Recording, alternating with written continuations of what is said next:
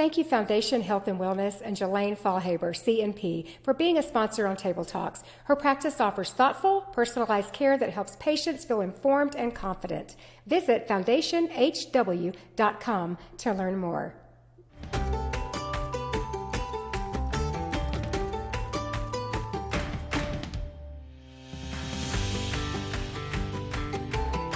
Today on Table Talks, I'm sitting down with former Red Sox player Blake Swihart for a conversation about baseball, pressure, family, faith, and finding purpose beyond the spotlight.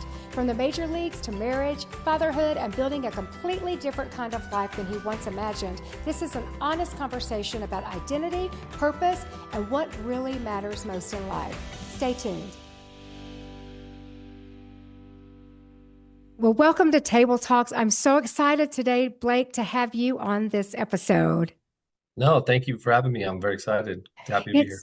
It's kind of cool because I don't know if you remember, I met you at a little 4-year-old, he was turning 5 birthday party, I think a little over a year ago. And you've been around, but I didn't know who you were. And I think I went up and introduced myself. You were like, yeah, I go to your church. I'm like, oh, but I mean, I didn't know you, and I surely didn't know your background and that who you were, and your story's so intriguing. And I'm so excited to have you on today. So tell us a little bit about yourself. So you're married and you've got these wonderful, crazy, wild little boys. Tell us about them. Wild's an understatement, but no, definitely, yeah. Married my beautiful wife Shelby. You know Shelby very well. She's from Albuquerque. I grew up in Rio Rancho.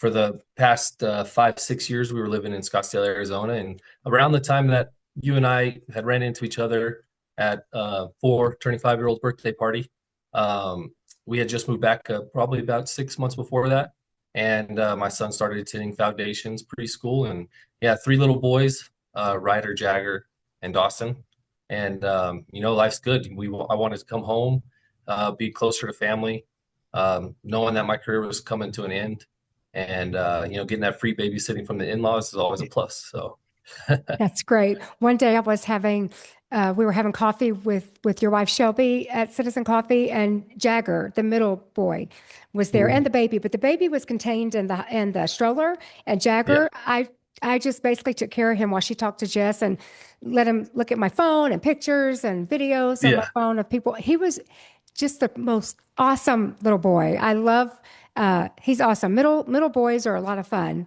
yeah. Everyone says that Jagger's their favorite, and it's just crazy the 3 different personalities we have. So different. Our You our know, boys, being a mom of 3 sons, I get the life you're living, the life you will live, yep. and hmm it's very blessed. You said you grew up in the west side of Albuquerque in Rio Rancho. What high school did you go to? So I went to both Rio Rancho and Cleveland High School. I was the first graduating class of Cleveland High School. How about that? Yeah, When so I had to go I there. don't even know how old you. When did you graduate from high school? 2011. 11. So So I'm you're so 34. young. You're young. My boys, I 34. can't believe all my sons are older than you. I still think I'm young and that I have sons in their 20s and 30s, but they are in their 30s and 40s, and I'm not young. I actually, when I finish with you, I'm meeting the guy that's helping me get on Medicare. Isn't that Oh, what a life? What a life I hey, live. it's been a good life. Been a I good know. life. The good thing is So still everything's around. good. That's true. And you're an amazing athlete and a lot of other things. But so you were a baseball player, Mhm. and did you always know you were good at baseball? Like, were you good at 5 years old? Were you great at 7? When did your family say, okay, he's got something? Yeah, I mean, early on, all the pictures I have of when I was a kid, there's always a bat or a ball in my hand. And I grew up playing multiple sports. I played football, basketball, baseball. I wrestled. I tried ice hockey for a year. Wrestling actually I'm a middle child, so I know the middle child stigma and everything around it. But wrestling actually really helped me focus. And once I started wrestling, that kind of helped everything else. And uh, my favorite sport is basketball, but with baseball, like it, even during football and basketball season, after games or after practice, for some reason I would still go and practice baseball. It was just like that's where my close friends were. And after the game, my basketball game, I would go to the cage and start hitting. So it was like secretly I was developing skills beyond what I was comprehending at the time because I was taking that extra step to get in that extra work without even realizing it. I was going just to go play, hang with my friends, but in the end, I was setting myself up for success to extend my career. That was so when you graduated in 2011 and you played. Where did you graduate from? Which school did you graduate I from? graduated from Cleveland. From Cleveland. And were you a superstar in baseball there? So yeah, I was I was living in Amarillo at the time. So I was born in Texas, living in Amarillo, and I moved here going into sixth grade.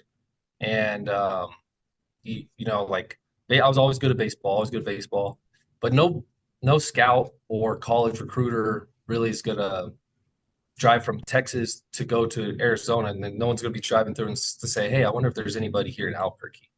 So like I was known in the state to be a good player. Everyone knew I was here, but I hadn't really branched out across the country yet. So I started to travel to Arizona a lot, Texas a lot, every weekend, driving myself or driving with my family. Wow. Um, Kudos to them; they sacrificed a lot. Um, They I'm do. very Those appreciative. sports Yeah, families really do. I didn't know you were no, born in big time. Amarillo. You probably know this. So my husband was born in Amarillo. Yep, we were talking Yeah. about that. And Yeah, his mom's still there and his two brothers and so my whole family now is my mom and dad, my sister, and my brother all in Bushland right now. So, really. we get back there every once in a while, And we go just see drive them. through there and all the lovely smells on the way to Amarillo. And Yep. that's crazy.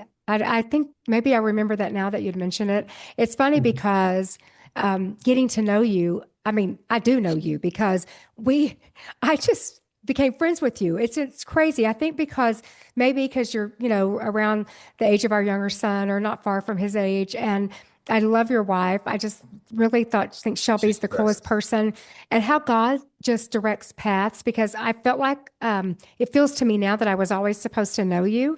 And Right. we just have this, you know, mom and son kind of friendship thing, grandma 100%. actually, but it's just Well, cool. I love I that. was telling Dustin, the other day, we were talking about you, and I said Mama K, and he's like, "Oh, I love that." I was like, "Nobody calls her Mama K. That's like my number one nickname for her. Like I call you Mama K all the time." We, So 'cause you have businesses here in the city, and we started this little business, and I am really tenacious. What you probably didn't know is I was with a company for 30 years, and I was in sales, and I just love meeting people and selling and winning people to my team. It's just, yeah, and I'm an 100%. avid sports person, so your history and all this with baseball, like I have just been researching you for the last month when I realized I wanted to have you on this podcast because your story is just so amazing. Thank And you. in Albuquerque, New Mexico, we don't produce a lot of athletes that go on to professional, to be a professional athlete. We do have some, we do have Mhm. great ones, but not that many really. So, I mean, I know two Right. now. I know you and Jordan Pacheco. Exactly. Yeah, it's my good buddy, and like that's the thing too. Is like that's how I had to get seen is by traveling to those other states, and I was lucky enough to play well in those games and get seen by the right people.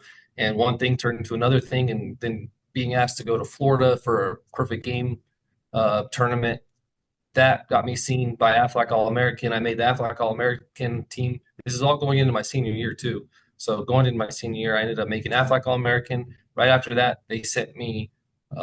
They said, "Hey, can you drive up here from Florida to Cary, North Carolina, and you're going to have a host family for 2 weeks, and you're going to try out for Team USA." Never, I mean, never had heard of it. Like I've heard of Team USA everything, but I didn't know the whole process of it. I'd never been invited. Never knew anybody that had done it really. And like I knew Jordan had played Team USA like in college and stuff, but obviously on the college level, you're that everyone sees you a lot more there. But I got a host family for those 2 weeks. I just went out and did what I do is play baseball, and I ended up making Team USA, the 18U team. Um, with those guys are still in the bit like Francisco Lindor was my shortstop. Michael Lorenzen was one of our outfielders, pitchers. Like we were a stacked team. Francisco Lindor is obviously for the Mets now, signed a long term deal with them. But I ended up playing really well, led the team in average and home runs, and from that point on, I had 71 Division I offers. So it That's was it's Crazy. life changing. Yeah, Do you as a little boy, I mean, I don't know, like Dustin, our oldest son, yeah, he's 42. He's the pastor at Citizen Church. When he was young, he said he was going to play for the Atlanta Braves. And if he didn't make the Braves, he was going to be a pastor. So you see where he wound up. He's a right. pastor. He didn't make the Braves, but he would dream of it. I don't, does every little girl and boy like think It I was my wanted, dream. yes, you wanted to Yeah, play in the big leagues. You wanted to I be, want. Yeah, my dream was for the St. Louis Cardinals when I was young, but that's because all my team was the Cardinals in Little League growing up. But at the end of the day, it didn't matter what that jersey said. yeah, So whatever yeah, team picked you is the team you're going to love. I was thinking when exactly. you were talking, someone else that I know that but I don't know him. I know his brother, but Alex Bregman. Yep, I he's a don't good know how friend of old mine he too. is compared to He's you. 1 year. He's 1 year younger than me. Okay, so his brother AJ, Yep. I know him because he sold me my car 4 years Yeah. ago almost, and so I'm Yep. buddies with him and kept up with his brother because I met AJ, just also a baseball player, but Yep. you know. I know those. I know that family really well. Alex and I have known each other since we're 11 years old. And So Alex went to the Cubs and they can't win right mhm. now. Not I his know. fault. They just have I this know. huge losing streak. But anyway, I'm like, uh-oh. But so we have some great big names from our city. But you had some dream years, what you mentioned at high school. So you'd gone through all of high school until your senior year and really didn't know where to go or who was going to see you or if they were going to see you. And then you got invited to those crazy, tournaments or competitions where it just started the whole snowball Yeah. thing. And we were sitting at that. My dad was sitting with another dad of a guy named Henry Owens, who's from Huntington Beach, California. And his dad looked over at my dad at one of the all-American dinners we were having. He goes, "Man, it's been a crazy couple of years, huh?" And my dad goes, "It's been a crazy couple of months. Like Wait, it's just Huntington Beach and Albuquerque, New Mexico, a lot different on when it comes to, being seen like that. And, times have changed a little bit. A lot of things are online now with all the technology and stuff, how things happen and get recruited. But, at the time it just happened so quick. And then, a couple months after that, I was drafted and let's didn't talk end up about going. that. So Yeah. when you were drafted, I mean, did you feel pretty certain on draft night or day that you were going to be drafted? Yeah. I talking with my agent, like we played the game a little bit where I tried to push college and trying to because I always had college in the back of my mind.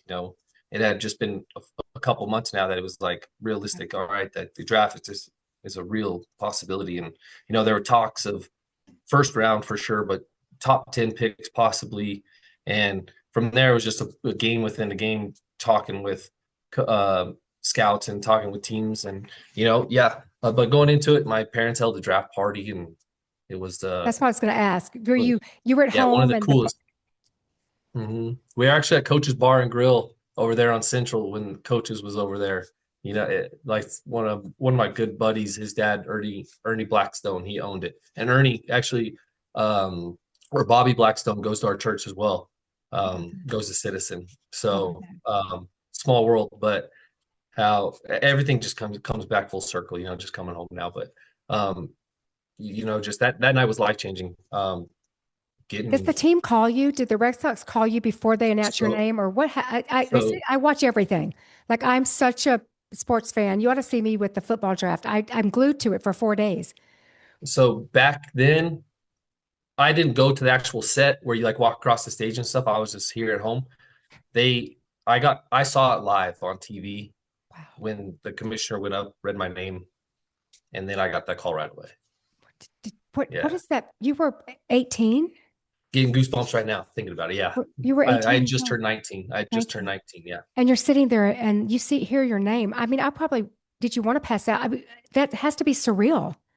yeah. I mean, I get emotional about it. Like it's really cool. That is So so unbelievable. So you were drafted by the Boston Red Sox. I mean, how American can you get? And so cool. And even if people don't follow baseball, they know what the name of that team is. right. Crazy.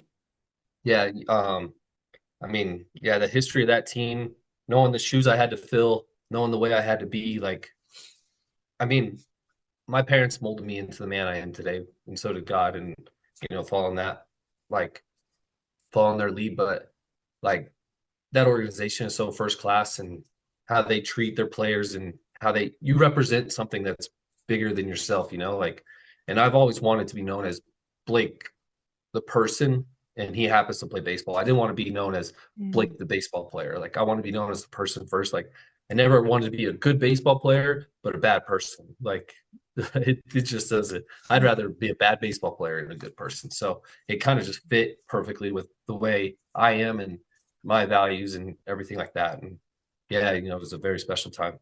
So that's an amazing way to say it. I think that that helps us separate because life doesn't always turn out the way we think. And if we can't learn Right. to separate what we do from who we are, there can be the disappointments can be huge. But you were drafted, and then I mean, I listened to you tell a short version of this story recently, but catch us up. I mean, can you get us real quickly from drafted to being in the minor leagues? I know that you were out of town and you were on another, on the Yeah. farm team, and tell us all about it. Yeah.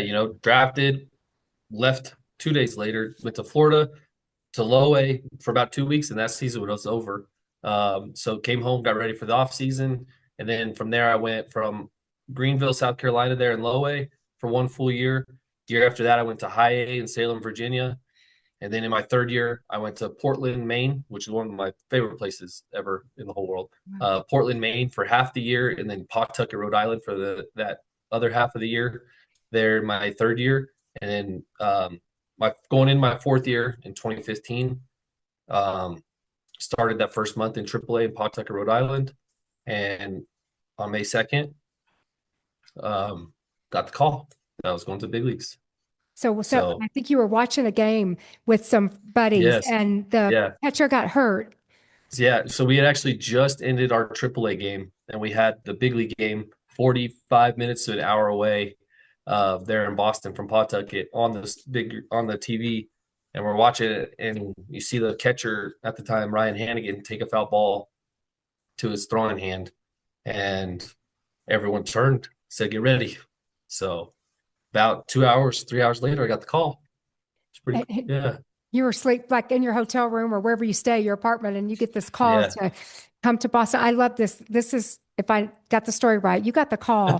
You went to Boston and you had to play in a game that day, yep. that night. So yeah, I got the call about probably around 12:30 that night. Um, got straight in my truck, drove to the Commonwealth Hotel right across from Fenway Park. Uh, did not sleep at all. And then I think we had a day game. It was like a 12 or 1 o'clock game. Mm. And yeah, I was in the starting lineup against the New York Yankees. So Red Sox Yankees, first game. Do you ever still like you tell the story and think, was that really me that happened to? Yeah. Like that was me. Yeah. Like just stepping on that field for the first time, the history that especially with that rivalry too. And like I tried to say, it's like it's not really a rivalry within the players; it's more of the fans' rivalry. But once that game starts, we feed off those fans, and it turns into a rivalry. I've gotten into a pretty big brawl with the Yankees. Just like if you look back at all the history of everything that rivalry, like it's just man. But to be first game thrown into that and catching and trying to call a game, trying to get Alex Rodriguez, A-Rod out, trying to get all these big time guys out, and it's just like, hey, this is what I prepared for my whole life, so let's go do it. And you're just going back on what you knew. That's such a big life lesson right there. Mhm. Because if the preparation's done, if you've done the work behind the scenes, then whatever it is in life, when it's time, we're Yep. ready. Because Yeah. good things, I mean, I believe God directs our path, but also good things happen to people because you've put in the work. You could have been a lousy catcher and they wouldn't have called you up, but you had put in the Exactly. work. And that's something I don't think I ever really understood unless you watch movies and hear your story and other stories about baseball. There's so many levels to get to the major Yeah. leagues. It's like the, you know, it just siphons people out into Right. this very small group of people get Right. to that baseball game. Yeah. I mean, it's a very minimal amount of people that go from high school to college, even less from college to pro ball. And like I said earlier, you couldn't even fill a stadium up with how many guys have actually played in the big leagues. The stadium will not be filled if you put everybody that's played in there. So So it's how a did special group of people. unbelievable. I would have been wearing your face on my t-shirt if I was your mom every day. She I was would. definitely. I literally I wore think my Shelby has a couple shirts too with little cartoon versions of me on her shirts. I would too. I'm going to see if I can find one somewhere. But that when my boys just played at La Cueva High School, I wore their picture, every game day. I'm wearing their pin on my shirt, and they all Yeah. they did was ever win the state championship. But the Red Sox. So you not only, but were amazing in high school. You skipped college and started in the major leagues and then got called up. But more than that, you got to play, and then the Boston Red Sox, while you were on the team, won the World Series. What Yeah. was it like? What year was it? Yeah. So it was 2018 against the Dodgers. And yeah, very special team. We had 100 and I think it was 118 win season, which is the winningest season in baseball history. That's at 162 games to win 118 games is incredible. And we were just brothers. Like we did everything together. Um, we went to dinner together. It was really cool. Our wives did everything together. We would be at the field and all of a sudden we'd look up and the wives are at the restaurant on top, all eating together. Just it was a very close-knit family what we had there. And everybody was on the same page. Everyone fed off each other. And it was just a special, special group of guys that really enjoyed being around each other every day. And that's when you're successful. When you can do something not only that you love to do every day, but you like the people you're doing it with, that it just makes everything come so easily and you're able to perform very well without trying really hard.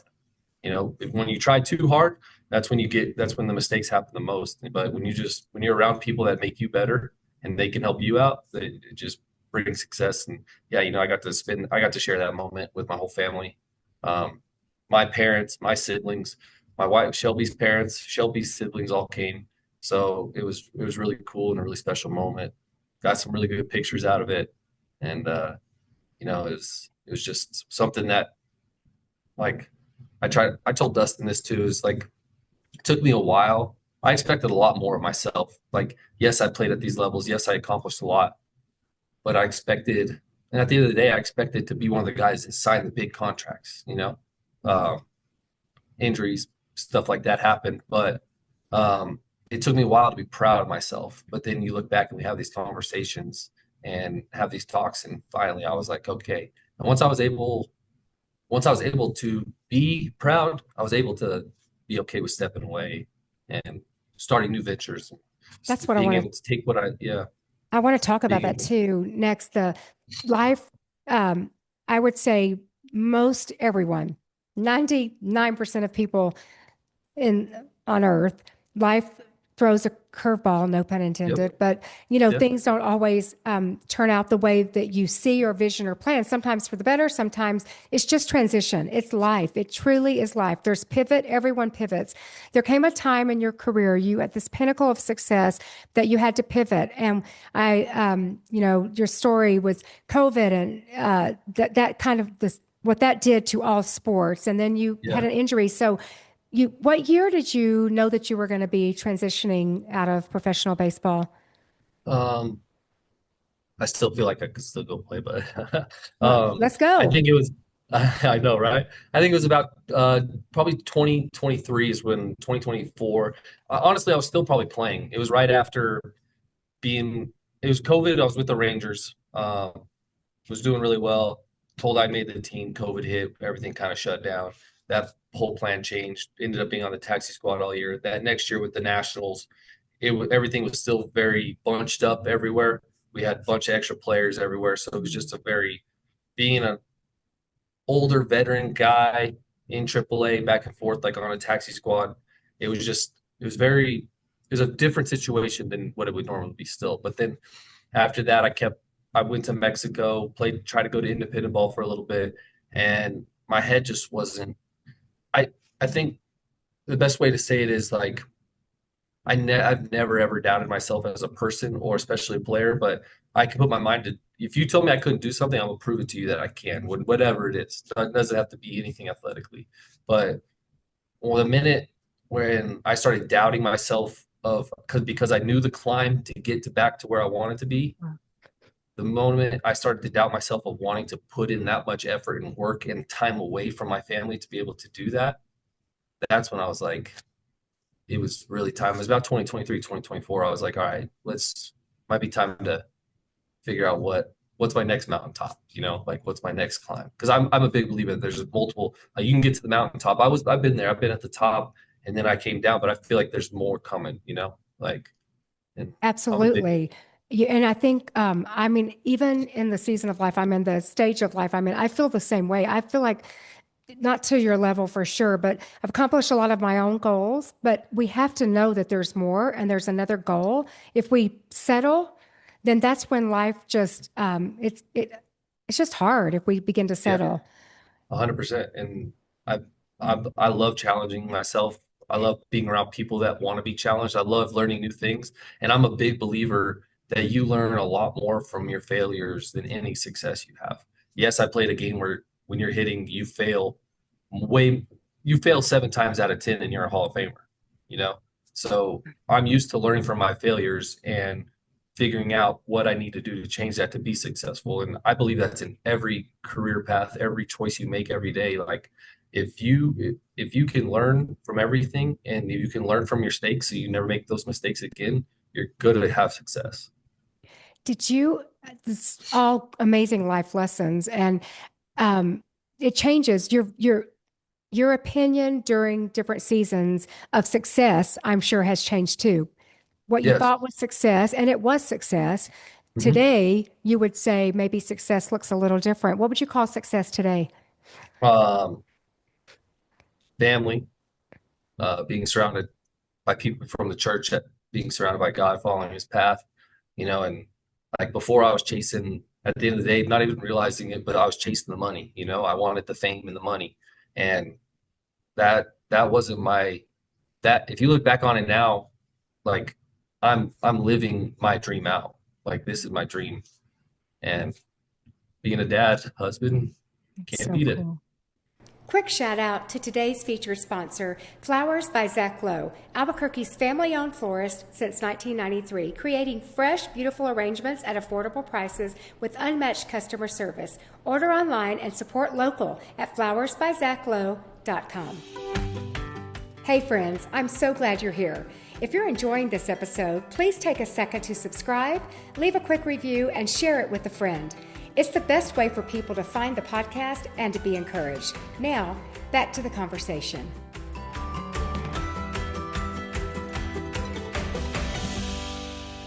Did you grow up going to church? Yeah, I grew up when we were living in Texas, I grew up going to a Lutheran church. Mhm. And then once we moved to New Mexico, we kind of stopped a little bit just because it was new. And honestly, athletics started happening. And my dad was working at the labs in Los Alamos. So he would drive from Rio Rancho to Los Alamos back and forth every day. So it was like we didn't get a lot of time together, but the time we did get was either late at night or the weekend. And usually the weekends I was off playing. And, that we talked about the chaplains and stuff. So we got as a baseball player, we got really close with our chaplains that we would talk to because they'd come and visit us, talk to us. If they were there, if we needed them every Sunday, they would hold chapel for us before the game, early in the morning. So, I started getting into it more later in my career, getting back into church more, and then meeting Shelby. Shelby has always been involved, and she's kind of brought out the best in that way. So, She's beautiful on the outside, but yes, also very beautiful on the inside. So yes, when we met, I guess I met you in 25. You said 6 months you had moved back. So all this was fresh when yes. you came here. And Mhm. how did you guys wind up at Citizen Church? So every time we would come back and visit her family, we would actually go to Central Campus and start and go to church. And we know the Pacheco's really well. And Jess and Jordan had just moved back, I think, like a year or two before we had. And I mean, I talk to Jordan every day. She talks to Jess almost every day. So, we went with Jess and I. What funny story is Dustin was preaching on. Can't remember the exact title it was. This was like 3 or 4 years ago. But we had just had Jagger, our now three-year old, and we had just had Jagger, and I'm holding Jagger. He falls asleep in my arms, and Jordan's off coaching at this point. He falls asleep in my arms, and when he wakes up, I hand him to Shelby, and Jess had just had Georgie, their little girl, and so I grab Georgie then, and I start Gosh. holding Georgie, and she falls asleep in my arms. So it looks very funny after the service, we go out to the auditorium, and this lady that was sitting behind us comes up. And she's like, "So, how does this work? Like, you have these two kids?" I'm like, "No, no, no. No, That no. this is like my best friend's little I don't girl." have two But wives and I don't have, that's yeah, awesome. so that's just a funny story. But that's just yeah. Asked about Citizen, and that was one of our first times that I had been there live and not watching it on TV and stuff. So it was very that first interaction was really funny, and that's what makes me think of like that's really when we started going to Citizen is kind of just after that. So yeah, That's it's and we've always heard great things, and I come to find out, I mean, shoot, some of my closest friends now are go to church. I have guys that are helping me out with my company here. Um, I've hired on a couple more guys, and that are that we've met at the church. Christian, who serves in worship, him and his wife. oh wow. They're my son's jujitsu coach. So, That's great. and his wife's about to start teaching guitar. So, it's really cool, like how many people I have ran into. And after I talked with Dustin that night, how many guys at the men's group at the men's night were there, and just that I hadn't seen in a long time, in a really long time. So actually seeing and running into people that I don't want to say forgot about, but you haven't seen them in so long. It was like I don't know, seeing them for the first time, just real shock, and just all these memories just start coming back. Those You know, relationships you had younger and that they're, yeah, back that life really does make, comes around. It's a lot of 100%. full circle and it changes so much. And your life now, you will continue to grow and change even in the next decade of your life. You'll look back and your story will be, even different, more different and greater. You've being a husband and a dad, I think you would say probably has shaped you as much or more than Oh yeah, anything. it's the best job and best career I've ever had, and those three little boys, they keep me on my toes. Shelby keeps me on my toes, keeps me going. She's always pushing me. She's still my biggest fan with whatever I'm doing. So She's awesome. And she went through it all with me. It was actually really cool. My debut was on her birthday, so she got to fly out and be there. She was actually in college at the time, so um, special day all around. Special everything. Like I'm just blessed and happy, and everything's good. that's And awesome. If I'd have yeah, known you then, I would have been there. I can tell you. I I love would that. have been there with my shirt on and your face somehow. I love it. You've lived in stadiums and high pressure environments. I can't even imagine. I think that in those stadiums, they're huge and thousands upon thousands of people, but it doesn't even really feel like that. It you kind of get into a cocoon maybe when you're down there on the field. You've You, lived in such a yeah, high pressure place. I joke that getting up on stage and talking at church is way more nerve-wracking than playing in front of 40,000 people to me. I can go That's play all day, unreal. but speaking in front of people is woo, is different. That's unreal. You did it. I watched that night live stream. It was amazing. And, Like, you know, that was so meaningful to you then. And you've talked a lot today about, your wife and your kids and how meaningful that is to you. What do you say? Would you say there's something else, or is that the top of your list, the most meaningful thing in your life now?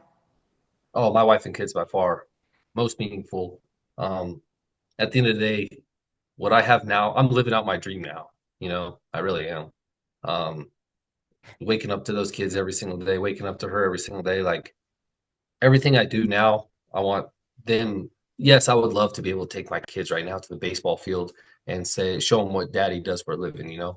But that is a great thought, and I could still go do that if I want to. I can go work hard to do that, but I could also be at home and be a dad and be able to go hit in the backyard with them at the same time.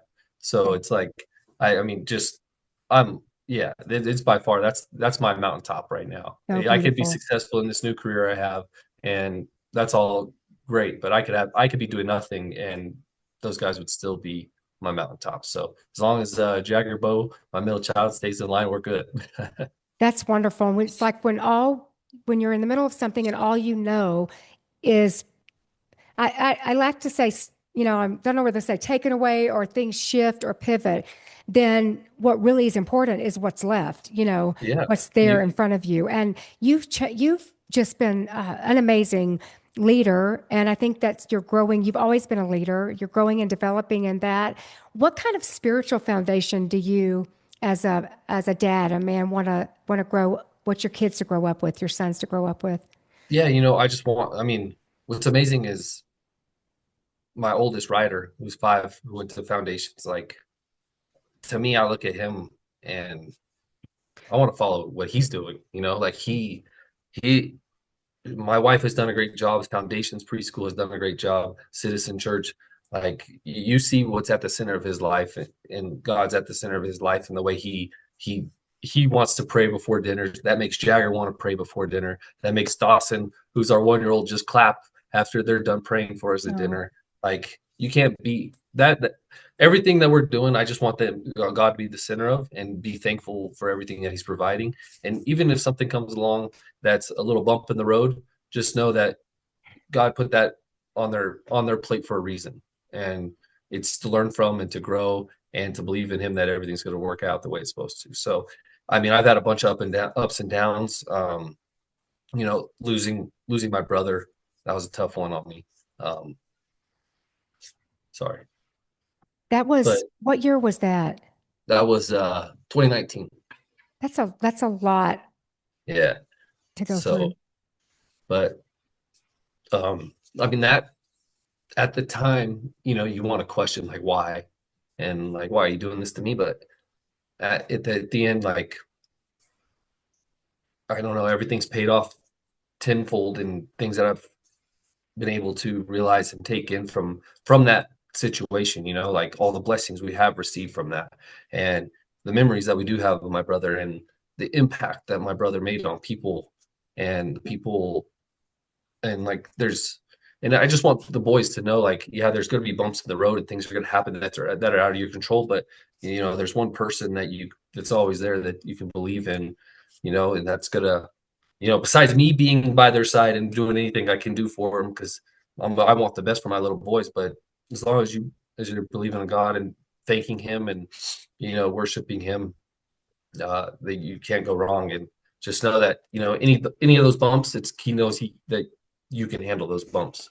And I mean, just like I said, though, the way that they already inspire me to be a better a better worshiper, um, and then what they do today is it's just so impressive. It's so cool. I wish you could see it. Just like the way Ryder will just start praying for somebody and just will go on stage. He would, like, I remember one of the first events that they did at Foundations. He went up there and did the prayer, and I had no idea. He didn't tell us or anything. He went up there and led the prayer, and I was like, "What? This is like this is the coolest thing to me." So it's just stuff like that. Like just keep instilling that, and just to for them to keep believing, and honestly, them believing brings out more of me. So couldn't ask for more. Amazing what our kids can teach us, because that Yeah. was you just answered the next question I had for you is what kind of dad do you hope your boys remember? And you've just answered it this whole episode is you want them, to know Jesus and Yeah. to, you know, what's left, what's really important. So we can have a lot of important things in our lives. It's Yeah. okay to Hmm. have goals and dreams and work as hard as we can to reach something. But at the end of the day, if that were stripped away, Yeah. we have our relationship with God left if we've, invested in that. And that's what you're teaching them. You're teaching them by example, which is so amazing. And you're so willing to share your story. And I believe that there are people that will be listening to this that will hear it and think, is that what I need to do? Is that what I need to do? Because you're going to inspire people maybe more now, which is so crazy to say, than you would have even young boys and girls who wanted to grow up and be professional athlete, that your inspiration now will be greater. I feel for in the Well, years to come, you will inspire more people in the years to come than you have in the years that are behind you. well, thank you. I hope so. And like I said, like I want people to risk. taking this chance on something, or to go out and try something new. And if they have a cool idea, to go out and see if it will work. And if it doesn't, it's okay. Like, it's okay to fail, because you learn from that failure, and it just grows you as a person, and it grows your belief more too. Like, you Right. start believing in Jesus more because of that failure, and you put it back on him and follow his guidance on making it better the next time you try it. So like, I get it. There's risk out there that you take that you makes you nervous to do it, but that's the fun part, is when it does hit or click, Oh, true. and all of a sudden, then it'll be it'll blossom, and rewards will be tenfold, and you're just make and that's the thing too, is like, the impact you have on people is more of a blessing than anything else. Like I said, like, going back to, I want to be Blake the good person, not Blake, just Blake the baseball player. And um that's huge to me. That's like one thing I want to instill in my boys, is always, you can control being a good person or not. You can't control anything else that happens. So but you can You're a great control. person, actually. You're so Thank you. easy to like, and you've been always so friendly to me. I mean, I'm a big believer in, people being friendly and outgoing, and I love to hear about other people, and you're just really, really good at that. And you came out of baseball, and I believe you could go back too. And listen, I will market you if you decide to. I'm there, Thank you. but you had to reinvent yourself. I mean, you're coming out of something that's all you've done for years. It's been your identity, it's what you've done, it's all you know, and you reinvented yourself, and you just said you're an entrepreneur. You're not afraid of business ventures. So, what surprised you the most? What has surprised you the most about shifting from a career in professional sports to new business ventures and reinventing Blake Swihart? I hope this doesn't come across as bad, but what has surprised me the most is, just an example of Elevate is the gym I would go to, right? It's over here off Jefferson and Singer by Rio 24 movie theaters. I'm very close with them. Adrian Gonzalez, who owns it, was actually the officiant at Shelby's in our wedding. Oh, wow. And I went there for years, have always ran into the same people multiple times there at that gym. And so what surprised me the most about this is, now realizing all those contacts and people that I knew from places like the gym or from church, that now that I'm doing this new career, how I can utilize them in a way of, oh, you're a GC, oh, you're an architect, oh, you're an engineer. Like, I can Yeah. now, I have just a different, bigger relationship with them than just running into them at the gym, or them wanting to go eat or go to a game. Now it's like, oh, so I guess the biggest surprise in this new career is actually realizing and understanding what other people do for a living, and how now we work hand in hand together. Where before I didn't need them career wise, you know what I mean? Mhm. And Yeah. now I can lean on them, and what they do for a career will help both of us. It's totally So good. It's networking. And yeah, I'm constantly looking for thinking, listening everywhere I'm at. Who has a story? Who has something? Who do we need to know? And it's not bad. It's just, we're all using our gifts and our yeah, talents. And you're looking for people that can fit. You have a need, or you have an empty space in your business venture, and you're thinking, who's going to fill that spot? And you're listening. It's great. It's smart business yeah. for sure. I mean, and that's the thing. When I was playing, like I didn't know, like, Bradbury Stahl Construction, right? Like, the CEO of that company could be right there. And when I was playing, and I was like, "Hey man, how are you?" And that was about it. Where now it's like, "Oh wait, I could give bid out all my jobs to you now." Like, now it's just, it just takes it to another level of, I knew the man before or the woman before, but now I know them even more because I'm understanding their career. It, when before I didn't have to know their career, you know what I mean? Like, I Right. didn't have to understand it, or now it's just more a part of my life too. You're a great So connector of people. You've done that thank you. with us. And would you say that even today in your the new Blake, that you use lessons that you learned in baseball, or they're Oh, lessons you use every day?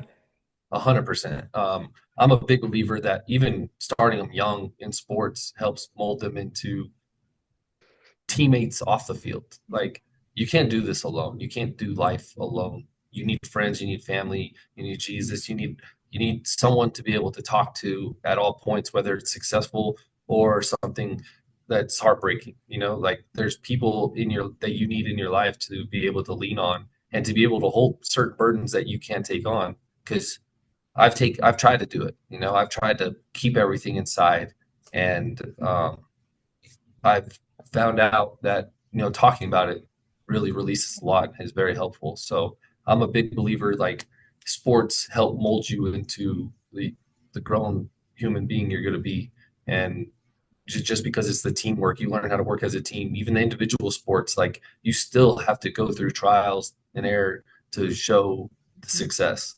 You Mhm. know, So good. And like finish I'm a what you big. start. Mhm. We've taught our boys, you don't have to do that forever, but you're going to finish this season.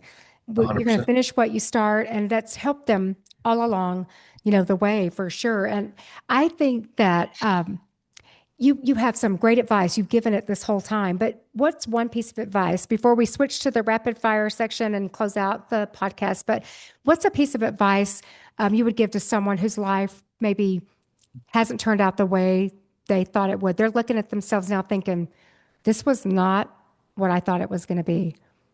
It's never too late to change or try something different, or to go to somebody and ask them for advice on what to do. You don't have to have all the answers, and that's what I've learned is I've been, whether it's baseball or in this career, I've now been okay with saying I don't know something and can go find somebody that does know something, does know that answer, or does know how to fix this. And it's never too late. I don't, it doesn't matter how old you are. And if you want to start something new at an older age, let's do it. Like I'm all in. I'm all in about having fun. I want people, I'm a pleaser, so I want to make people happy. So I'm Mhm. a big believer in responding to people and to texting people back, calling people back, whatever it is. And I want to be there for people if they need something. I'll move your whole house for you while you sit and do nothing. It's fine with me. You won't hurt my feelings. Like I just feel like you can make that switch in your head if on the type of person you want to be, like I say about my boys. And I just think that it's never too late to make a change, even if you think it's going to be hard. That's okay. There's people around you that can help you with it. That's perfect. And it really is so true. And you are great at that. I have nothing but amazing things to ever say to anyone about you. You've been such, Thank you. I would have never in my life dreamed that you were famous. You are to me, but I didn't know Thank you. you. And you're just a nice person returning texts and phone calls. When I find out who you really are, I'm like, oh gosh, like you reply better to me on a text than half the people I know that are nobody. I'm like, hello, why don't you Thank you. text back? So That means a that's lot why to me because I that's why want you'll that. do well. You'll do well in your life because you treat people the way you want to be treated. Thank you. Well, and it's true. Like I said, Shelby always tells me that my love language is like gift giving. I love I love taking care of people. Like I really Yeah. do. I moved in my sister and brother-in-law into their house when they were waiting for it to be finished built because she was pregnant. He's a firefighter. I just went to their storage unit, empty. Like I just love doing that stuff, and You're great. It's it obvious. makes me feel good. Like that makes me happy doing that stuff. That's And it was really cool after men's night, like going out and walking around, saying hi to all the guys after I talked, and how many of them have known me for a few months now that none of them knew that I had played. Like I said, I want them to know Blake. I don't. that's so I isn't that was I cool? won. Yeah, it was really cool. Like they're like, I we had no idea. It's like Good. first I won't just walk around, just be like, hey, guess what? No, I probably would, But but yeah, but it was cool seeing they're like we had no idea. That was awesome, and it's so so cool. It that was really is cool. so Cool cool. moments. I Yeah. I just it's amazing. So I've got some quick questions to end All the right. episode with. They're just fun, easy questions. So the first one, what's your favorite Major League Baseball stadium? Boom. It's hard to beat Fenway Park, but Seattle, I mean, with the history, we got to go Fenway Park. That's my favorite. But Okay, Seattle's really cool. And Seattle's cool because the city was cool and it was new to me. that's cool. And then, I mean, and maybe it goes back to the history too, but New York is the Yankee Stadium is that new stadium is awesome.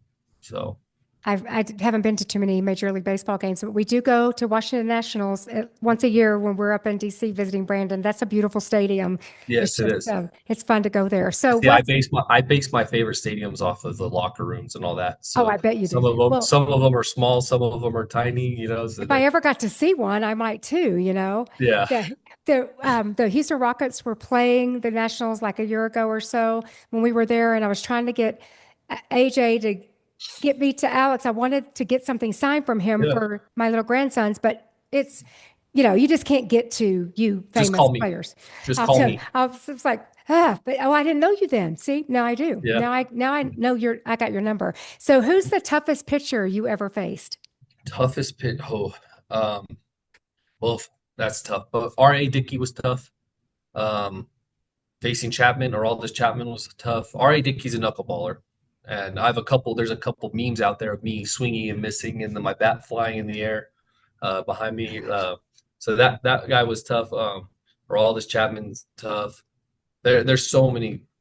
It's hard to Amazing pinpoint pitcher. just two, but so And you're many guys are calling a whole fun. game. See, I didn't, I've never, just like a catcher's catching, and I see them giving signals and stuff, but like you've got the responsibility of Yeah. basically calling the offense. Yep. Yeah. Crazy. It's you're tired after a game. It's Heck, it's 3 or 4 hours of just sitting there trying to figure out how to get the best hitters in the world out that's unbelievable. What's and your also catch favorite? 100 mile an hour. What's Sorry. your favorite Red Sox memory? My favorite Reds, there's a couple of them, but definitely my debut and winning the World Series. Like those are two top one. Another one is the walk off. I have a walk off hit against the Phillies. That was a cool moment. I get Uh, chills when you say it. Like yeah, I feel like, and as fans, we feel like we know the players because we are so intense about our team. So I feel like it's my kids. Like yeah, truly, when I'm watching a game, when I watch Alabama football play, and if they lose, which is rare, I want to go talk to them in the locker room and say, "How dare you? yeah. You did not play hard enough." But I think Uh, like I need to be a I want to chaplain. watch a game with you. Oh no! I'm intense. Please, we Let's will do it. this next Let's season. do it. So, this is about New Mexico. What's the most underrated thing about New Mexico? New Mexico in general. I've had a lot of my workers now come in from Texas, and they're actually been here for the last couple of weeks. And after a couple of days, they talk about how different New Mexico is than what they envisioned. They're like, we did not think it was this beautiful. We love it here. And I think so. I think New Mexico in general is the most underrated thing. Like people have this stigma about New Mexico, but then you get people from the Austin, San Antonio area, like I have here, and they're like, "Whoa, this is beautiful here. We didn't know your golf courses looked like this. We didn't know the hiking was like this. The fishing was like this. The hunting, like all of it. Like they're so surprised of New Mexico in general and how pretty it is and how the mountains are actually beautiful, you know? Someone needs to hire you to do PR work for the state of New Mexico. That would be a great way to get some money.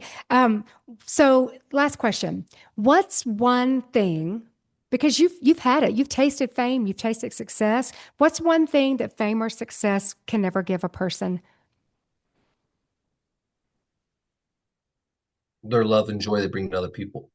You can't you can like I said, you can control the person you are and with me being a big pleaser and making other people happy, like you can control that. Um Trust me, there's times that I've been in Boston where I'm riding cloud nine and that that's not the mountaintop. You know what I mean? It's making that other person happy is what really brings out the best in you, and you'll see the rewards from it more. Just so I keep going, but I just feel like that right there is like if you can control the type of person you want to be, so why not be the best version of yourself all the time, even if you're not feeling it that day? Like you can make someone else's day better, and you have no idea what that other person's going through, and you can say one thing that they just clicks with them. That's a great way to end this. You are uh, a person to be emulated. I really say that with Thank all confidence. Your love for Jesus, you're amazing father, a great husband. You're an entrepreneur. You have that spirit that you're not afraid, and all those years that you thought were getting you ready for one thing were really getting you ready for many things. Right. And so many of us that listen to this, and as we're recording this, I'm thinking of all the times my life has pivoted, things I thought I would do for years when they change, so many things.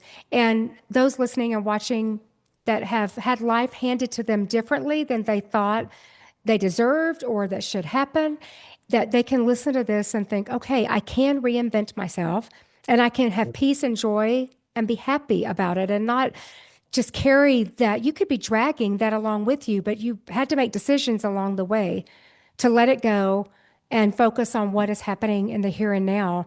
And I follow you on social media, and you're so busy. You're doing something different, amazing every day, every week. And I think people should follow you too, and to see that life does not just go on, but life is great, can be great Mhm. after such a major change and pivot. And so if you're good, I'm going to close us out in prayer because I Yeah. love to end every podcast with prayer because I think that when people are listening and they don't know how to finish, they're like, God, I need that for myself. I need, what Blake's talking about. I don't have church community. I'm not in a church. I'm listen to you talk and think, how do I get that? And we just want to pray that as people are driving or sitting at work or their homes watching or listening to this when it airs, that they can see what's next in their life and how to make that next step. So let's pray. Thank So, Father, we just come to you. I am so grateful that you allowed my path to cross the path of Blake Swihart. And what an amazing, amazing man, and such an example of what it's like to give his life, give for someone to give their life totally to God and say, God, do with it what you want. But the love he has for his family, that is something that we all can take as an example. God, I just pray for those listening that they would feel hope and peace. Maybe they're going through a time that their life is making a major change or pivot and they don't know what to do. God, you love to show us. You love to guide the way. You love to let us know what's next for our lives. And God, I pray that we would be obedient to your voice, that you would give us that wisdom. Give us peace in whatever season or situation we're in, to know that you never left us, you won't leave us, and that you always have a plan for our life. Even when we can't see it, you will work things out for us and in our favor. And God, I just pray over Blake and Shelby's life and those three precious sons. God, I pray that you would give him bigger dreams, more exciting dreams, God, that everything he touches with his hand would turn to gold, God, that would be bigger and better than he ever imagined. And the same for Shelby.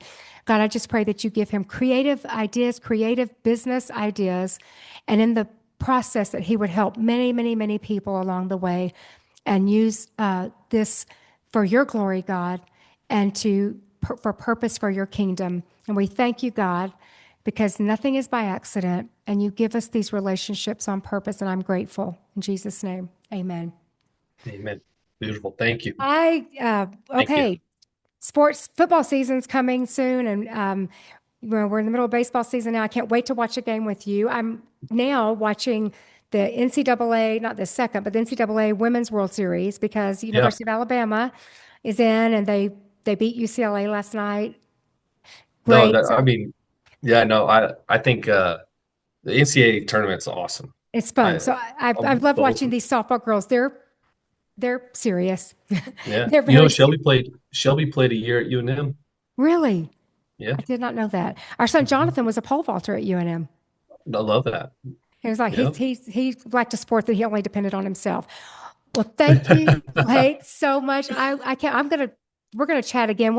Some night we'll go out with Yeah. you guys and take you to dinner and let No, you, definitely. Galen, get to know you too. But I'm grateful for you. So thankful that you said yes to spend your time with me this afternoon. Thank you, Of thank course. you, thank you. No, thank you. Thank you for having me, Mama Kate. I appreciate it. I just think the world of you. A quick thank you to Herencia Parilla Grill. Exquisite flavors and authentic Mexican cuisine made with bold flavor and heart. Plan your next meal and view the menu at herenciaabq.com. This episode is also brought to you in part by the Denclow team at Coldwell Banker Legacy Real Estate. Jason and Bree bring unmatched experience and a personal touch to every home journey. Start today at homebuyingabq.com. Thank you for joining me today on Table Talks. For more content and information about upcoming episodes, please visit my website at kwoodward.com. You can also explore other podcast links and resources there. Until next time.